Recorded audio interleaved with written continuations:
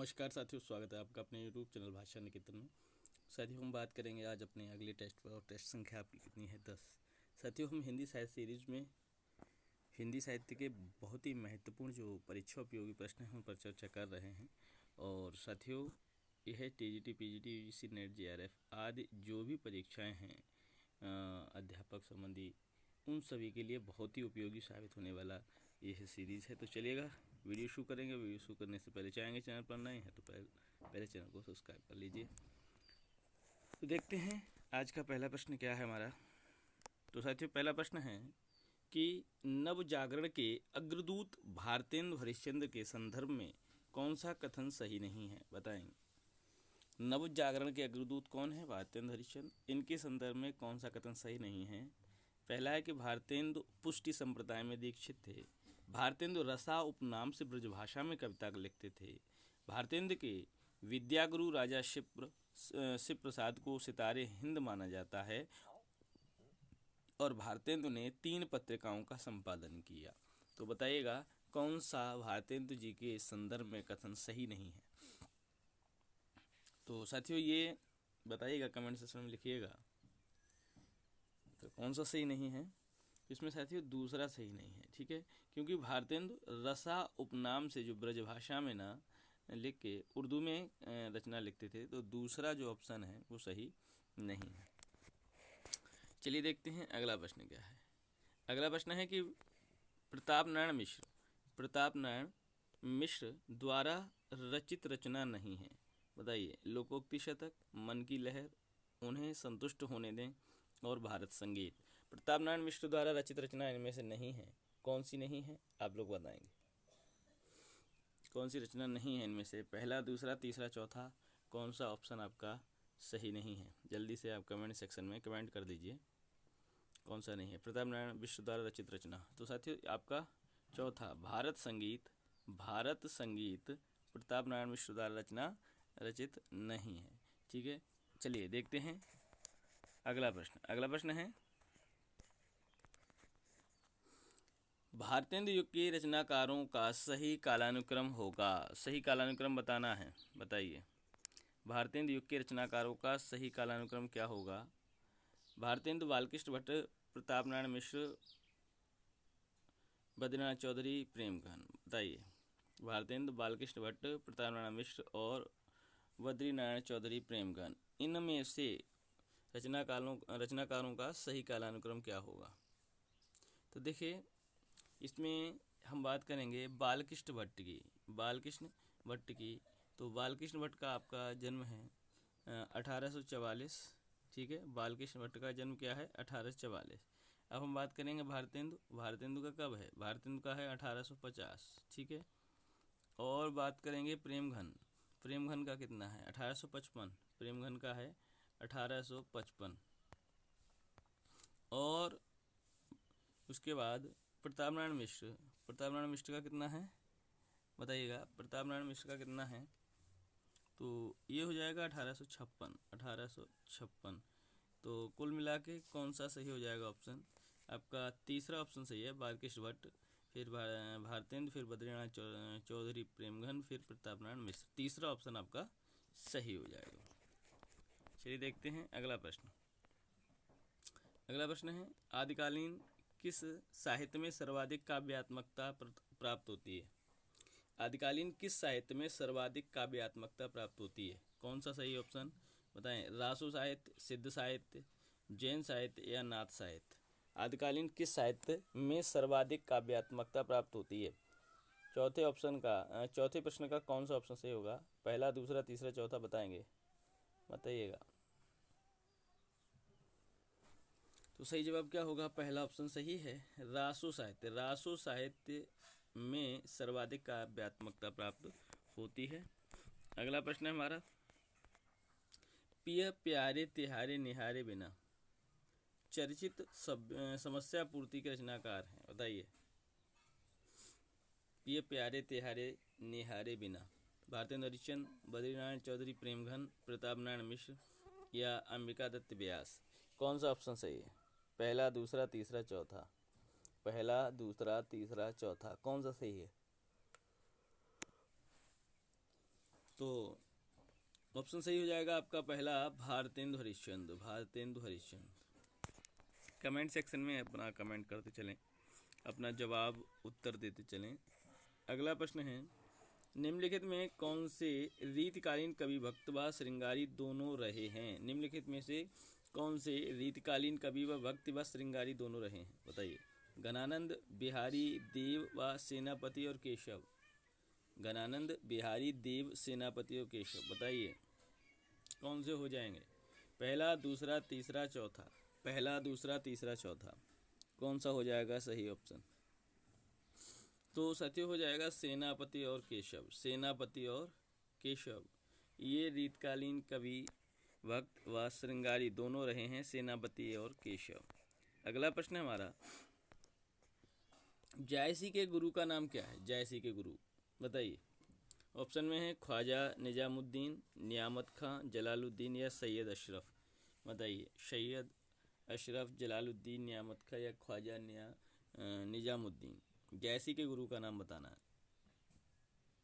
देखिए, जायसी के गुरु का नाम आपका चौथा ऑप्शन सही हो जाएगा, सैयद अशरफ। सैयद अशरफ, ठीक है। अगला है, भारतेंदु युग के लेखकों के लिए कौन सी विधा सर्वाधिक सफल रही है? भारतेंदु युग के लेखकों के लिए कौन सी विधा सर्वाधिक सफल रही है? ऑप्शन है निबंध, नाटक, कविता या आलोचना। कौन सा ऑप्शन सही हो जाएगा? निबंध, नाटक, कविता या आलोचना। देखिए, वैसे तो नाटक, निबंध दोनों ही उनके लिए महत्वपूर्ण रहे हैं, उनकी विधाएं सर्वाधिक सफल हैं।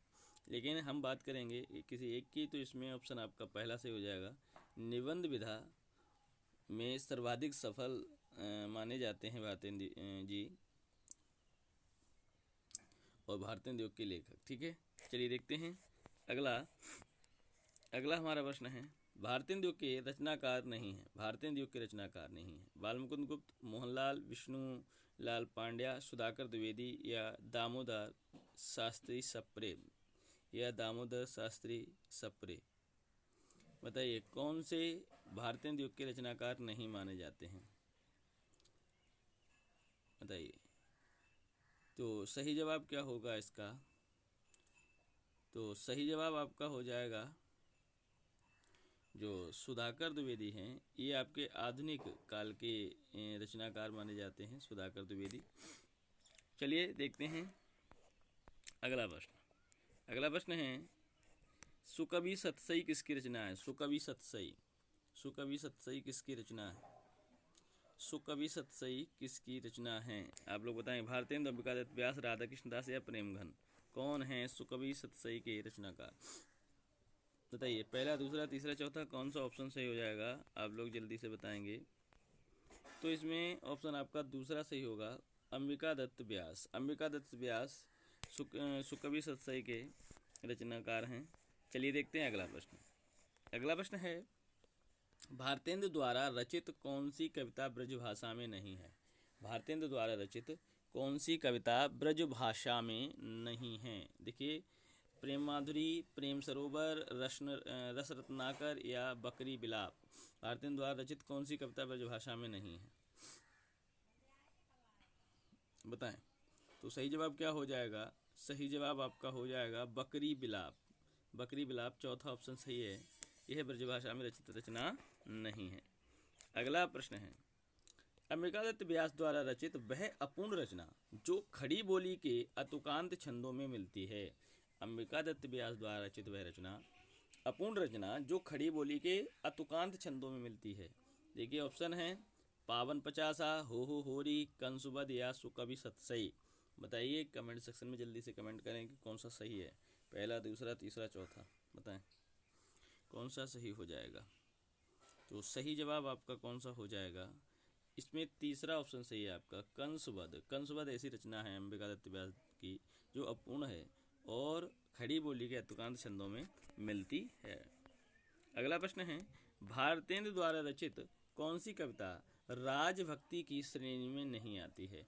राजभक्ति की श्रेणी में नहीं आती है, आपको बताना है। जो राजभक्ति की श्रेणी में नहीं आती। लॉर्ड रिपन के प्रति या महारानी विक्टोरिया के प्रति, सम्राट एडवर्ड सप्तम के प्रति या सुंदरी तिलक। जो रचना आपके भारतेंदु द्वारा रचित कौन सी कविता जो राजभक्ति की श्रेणी में नहीं आती है? तो इनमें से पहला, दूसरा, तीसरा, चौथा कौन सा ऑप्शन सही है? तो आपका इसमें से सही ऑप्शन हो जाएगा चौथा, सुंदरी तिलक। सुंदरी तिलक यह रचना है जो राजभक्ति के उसमें लेखन में नहीं आती है। अगला प्रश्न है, निम्नलिखित में से कौन सी पंक्ति भारतेंदु द्वारा रचित नहीं है? भारतेंदु द्वारा रचित नहीं है कौन सी पंक्ति बताएंगे? अचरज होत तुमहु सब गोरे बाजत कारे। दूसरा, अंग्रेज राज सुख साज सजे सब बारी। तीसरा, अंधा धुंध मचो सब देसा, मानहु राजा रहित विदेशा। पागल करे मोहि खराब, क्यों सखी साजन नहीं शराब। बताइए कौन सा ऑप्शन सही है? कौन सी रचना भारतेंदु जी की नहीं है? बताइए। इसमें से सही हो जाएगा पहला, दूसरा, तीसरा, चौथा ऑप्शन। कौन सा सही होगा? जल्दी से बताएंगे कौन सा ऑप्शन सही हो जाएगा इसमें से।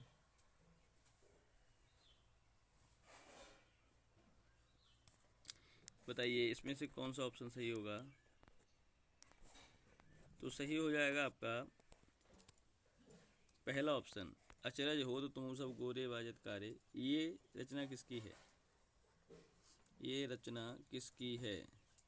ये आपकी प्रेमघन की है, ठीक है। यही नहीं है भारतेंदु जी की, ठीक है। तो अगला देखते हैं, अगला प्रश्न देखते हैं।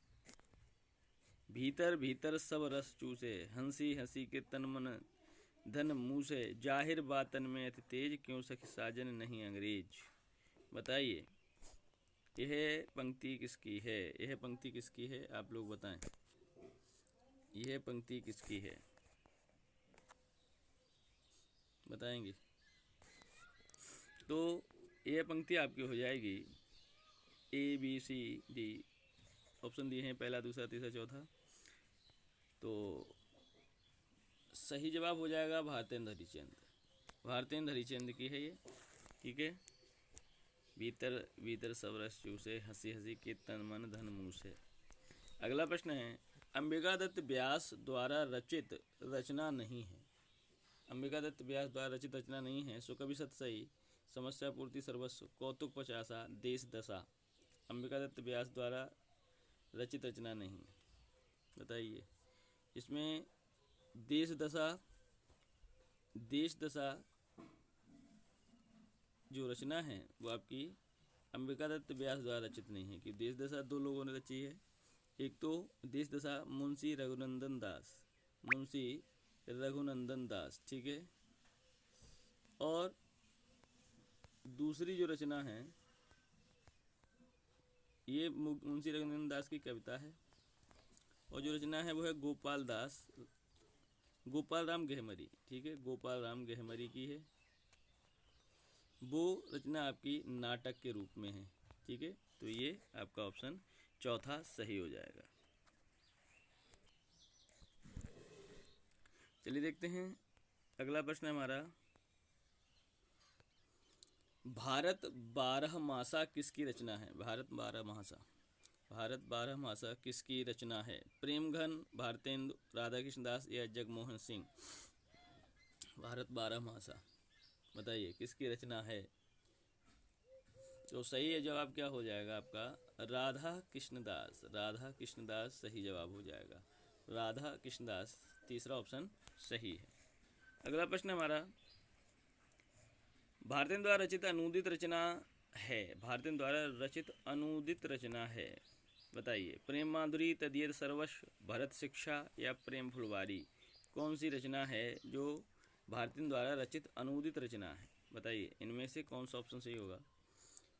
पहला, दूसरा, तीसरा, चौथा। बताइए प्रेम माधुरी, तदीय सर्वस्व, भरत शिक्षा या प्रेम फुलवारी। तो साथियों दूसरा ऑप्शन सही है, तदीय सर्वस्व। जो तदीय सर्वस्व है यह अनूदित रचना है भारतेंदु जी की। और किस रचना का इन्होंने अनुवाद किया है? अनूदित रचना है, तो यह है नारद भक्ति सूत्र, नारद भक्ति सूत्र से अनुदित है। ठीक है, चलिए देखते हैं अगला प्रश्न। अगला प्रश्न है, सूफी काव्य का प्रमुख तत्व है। सूफी काव्य का प्रमुख तत्व क्या है, आप लोग बताएंगे। ज्ञान, रूह, प्रेम या फना, बताएं। सूफी काव्य का प्रमुख तत्व क्या है? तो प्रमुख तत्व साथियों क्या हो जाएगा, तो सही जवाब आपका हो जाएगा, इसमें से सही जवाब क्या हो जाएगा, प्रेम हो जाएगा। प्रेम, प्रेम आपका सही जवाब है। चलिए देखते हैं अगला प्रश्न। अगला प्रश्न है आपके लिए, ये आपके लिए आज का होमवर्क का प्रश्न है कि निम्नलिखित में कौन सा युग्म सुमेलित नहीं है, आपको बताना है। ठाकुर जगमोहन सिंह, ओंकार चंद्रिका रचना, भारतीय हरिश्चंद्र, रसखान शतक, प्रताप नारायण मिश्र, नव भक्तमाल और राधाचरण गोस्वामी उत्तरार्ध भक्तमाल। मतलब कौन सा युग्म सुमेलित है बताना है, माने एक कोई सुमेलित है, आपको बताना है। और इस प्रश्न का जवाब मैं कमेंट सेक्शन में चाहता हूँ और अगली वीडियो में मैं आपका इसको जवाब दूंगा। चलिए देखते हैं, फिर मिलेंगे अगले वीडियो में अगले टेस्ट में। तब तक के लिए नमस्कार, धन्यवाद।